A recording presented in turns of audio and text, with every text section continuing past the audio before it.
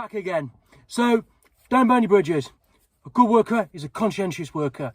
So this job is a heating breakdown, so it's a bit of a fault-finding job. It's came through from an installer who can't fix it. And I'm doing this job for free. They're not very well. They've had quite a lot of bad luck lately. So I'm going to go around and look at it. Underfloor heating. I can't film too much because obviously they're not well. Family's going through a bit of a dark patch. So it's underfloor heating. Upstairs are conventional radiators. They're working fine. They're getting hot water. So there's nothing wrong with the actual heating system or the boiler or the cylinder or the motorised valves as such. So that indicates with me there's going to be a circulation problem. It's going everywhere but the underfloor. So here goes. Enjoy this video. Bear with it through to the end. So stay righteous. Enjoy. So here I am, no heating to the underfloor. Here's the blending valve, mixing valve. I took the head off and WD-40 tapped it, came up, and now I can tell the temperature's coming through. So this needs to get to about 50, so the underfloor will be about 29, 30. That's what the regs say anyway. I haven't touched any of these because it was working before. It's had a new pump fitted. When the pump wasn't the fault, it was actual blending valve.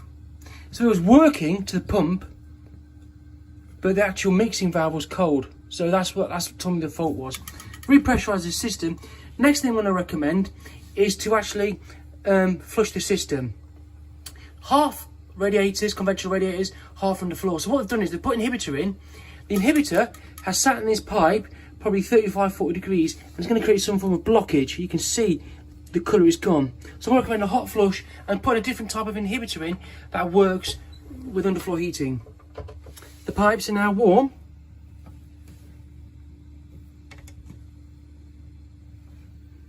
So we've got a result. I'll clip those, make a bit neater, probably put something between them. I'll vacuum the head, increase the pump speed. Strange waste pipe. This is how the manifold should look, neatly labelled. Each zone can be identified for balancing purposes and for locating the controls. So here we have an underfloor system. So really you're looking at 5 litres a minute. Between the flow and the return, you really want to be getting 5 degrees and 10 degrees. If the temperature difference is 5, reduce flow. If it's 10, increase flow. So you've got a pump for the manifold, plus you'll have a pump for the boiler, and you'll have a temperature mixing valve. A couple of things to remember with this. There's a pin that can seize, lubricate, and there's always a file that goes in somewhere. Make sure that's okay.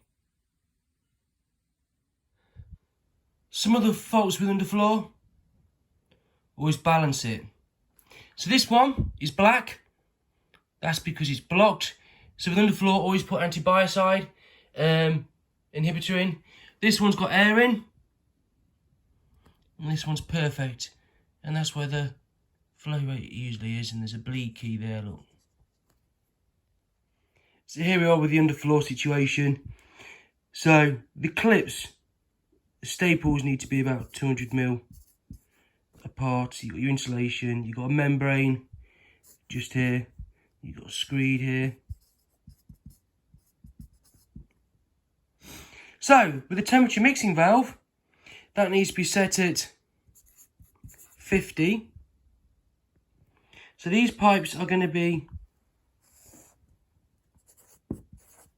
50 degrees. So here, the floor temp will be 29. If it's vinyl,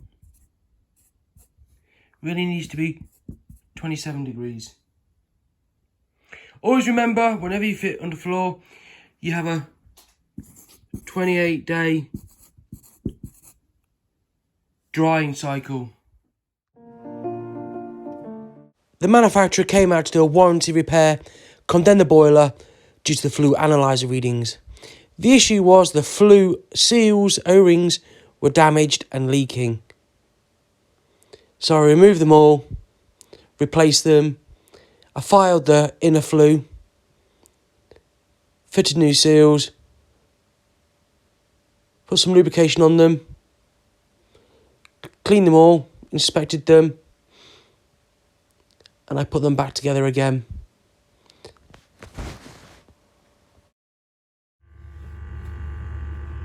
CO2 is better, the ratio is better, parts per million's pretty good.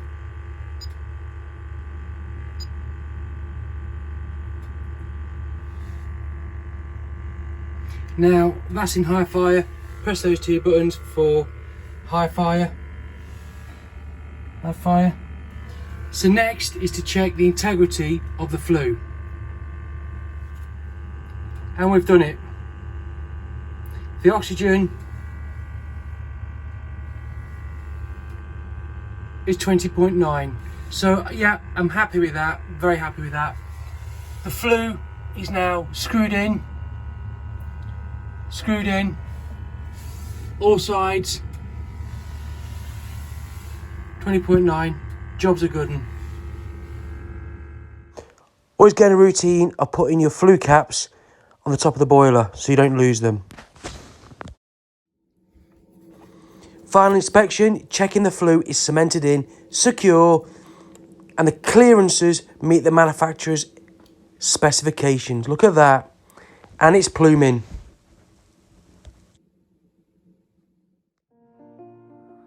So this job is a suspected heating leak.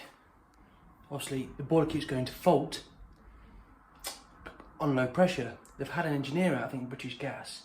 They've located the leak and they've isolated the heating system to give them hot water. It's a real quite challenging leak. Let's have a look. So I've turned the heating off and given it hot water only. The pressure's maintaining, but they've isolated the heating underneath. Quite a tidy install. Look at the joints, look. Like the way they're cabled everywhere. Flushing points. Clips are nice in line. They've cleaned it, look, with wire wool. I like this bit. I like how they've put the Munson bracket on, look, to hold it in place. And down there is the leak.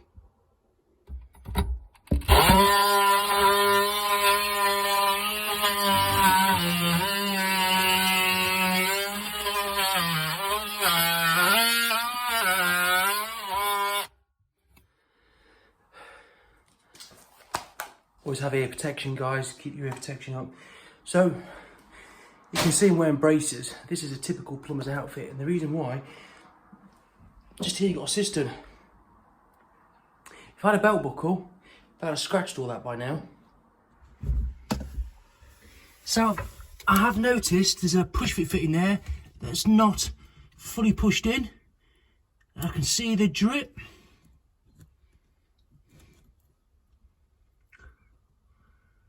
Next thing, how am I going to get down there to tighten it up? So I've tightened it up. Now's the important bit, confirming it doesn't leak.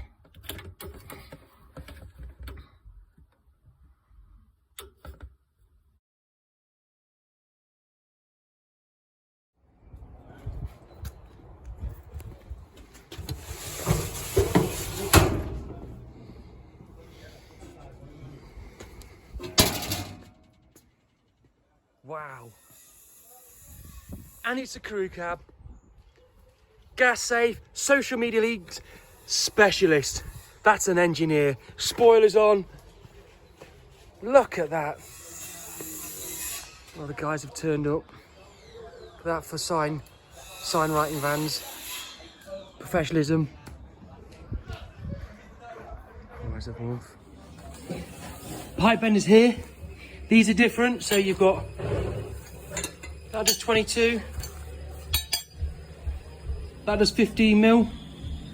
A lot easier to use, a lot more flexible. Again, please. So, You've got your indentation for your degrees, so I think that's 35, that's definitely 45, that's 60, 85, and then you've got 90 there. The advantage of this is that the guide's actually this composite bit here. So it's a two-piece that goes together. Works just like your standard benders, but not losing any guides. They're easily replaceable, they're cheap as well. That's the other thing, the aluminium ones tend to dent and scratch. After a lot. Yeah, and after a few years you get rid of it. That's changed how I fit a boiler. Yeah, I think So so. easily. Since I've had them about probably since they came out now. Yeah. I'm a bit of a magpie for a new tool, so when they came out, I were on them straight away. I ordered them. Well, the thing is people will go, oh, you know, you have to pay twice. It's like, well, No, use less. I know Andy Candy's there, doesn't he?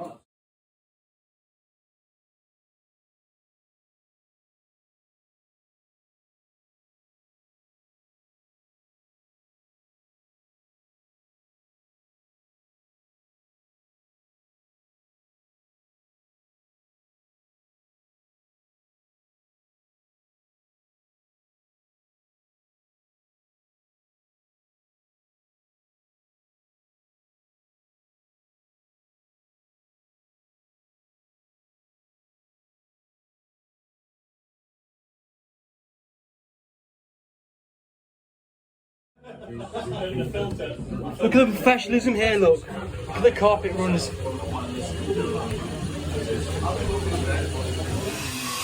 Learn something new every day, look at this. So this sticks to the tiles.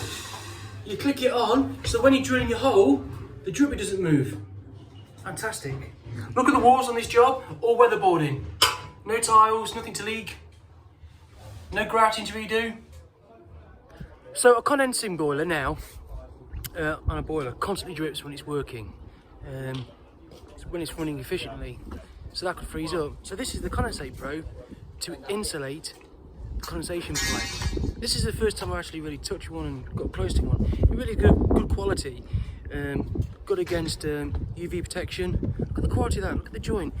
And all he simply does is pull the hole out, salt weld, stick it on.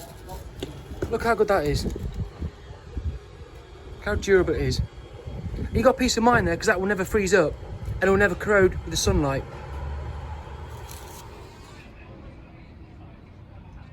So the installers in this job are using a lot of press fittings. Now I never knew this, but this press fitting has a 3-point leak system.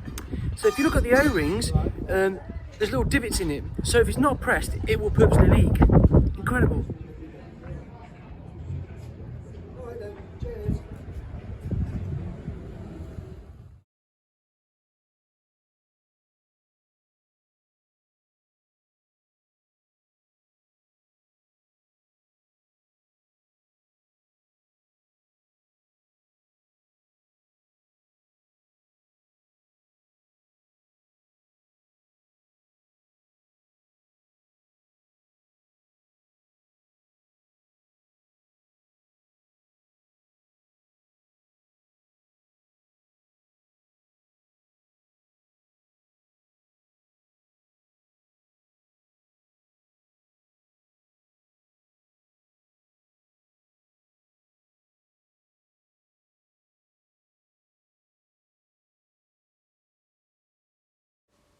This job they've had a combi fitted. Here you got a pedestal, 10mm pipe going to a gas fire. That's the pedestal. You undo that and you can regulate the supply underneath.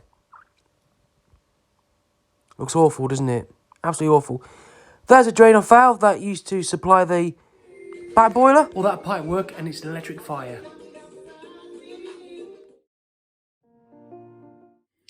This is a Torbeck bore valve. It's an equilibrium bore valve.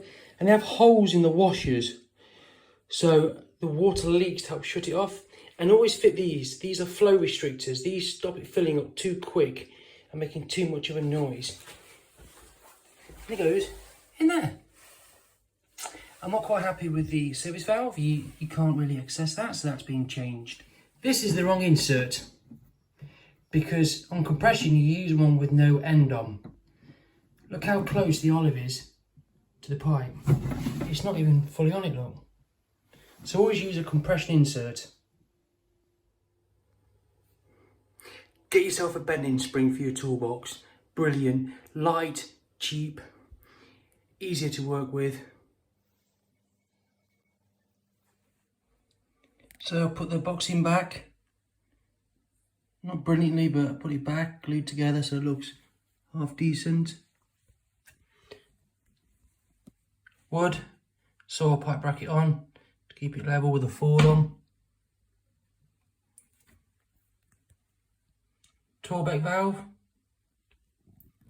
Here I use copper. Pentan connector come along. Clip just to hold it in. And the isolation valve. Secured the toilet seat for them as well.